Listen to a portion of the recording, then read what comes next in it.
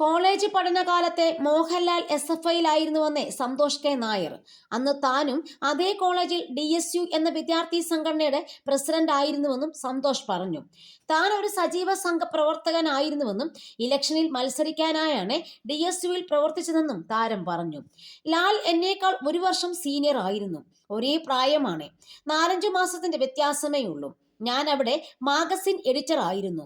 മോഹൻലാൽ SFIയുടെ ഭാഗമായിരുന്നു.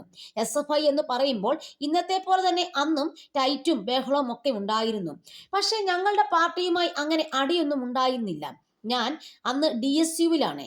അന്ന് NSSന് NDP എന്നൊരു പാർട്ടി ഉണ്ടായിരുന്നു. അതിന്റെ വിദ്യാർത്ഥി സംഘടനയാണ് DSU. എല്ലാവരും പറയുന്നത് ഞാൻ ABVP ആയിരുന്നു എന്നാണ്. അന്ന് ABVP ഇലക്ഷന് നിൽക്കില്ല. ഇലക്ഷൻ നിൽക്കാൻ വേണ്ടിയാണ് DSUവിൽ ചേർന്നത്. അന്നേ ഞാൻ സംഘാടക പ്രവർത്തകനായിരുന്നു. ശാഖയിൽ ശിക്ഷയ്ക്കും മുഖ്യ ശിക്ഷകുമൊക്കെ ആയിട്ടുണ്ട്. പിന്നെ സിനിമയിൽ വന്നതിന് ശേഷം ദൈനംദിന ശാഖയിൽ പോവാനായില്ല. കോളേജിൽ ഞാൻ പാർട്ടിയുടെ പ്രസിഡന്റ് ആയിരുന്നു. കാര്യം 4-5 പേരെ പാർട്ടിയിലുള്ളൂ. അപ്പോൾ പിന്നെ ഞാനല്ലേ പ്രസിഡന്റ് ആവുക, സന്തോഷ് പറഞ്ഞു.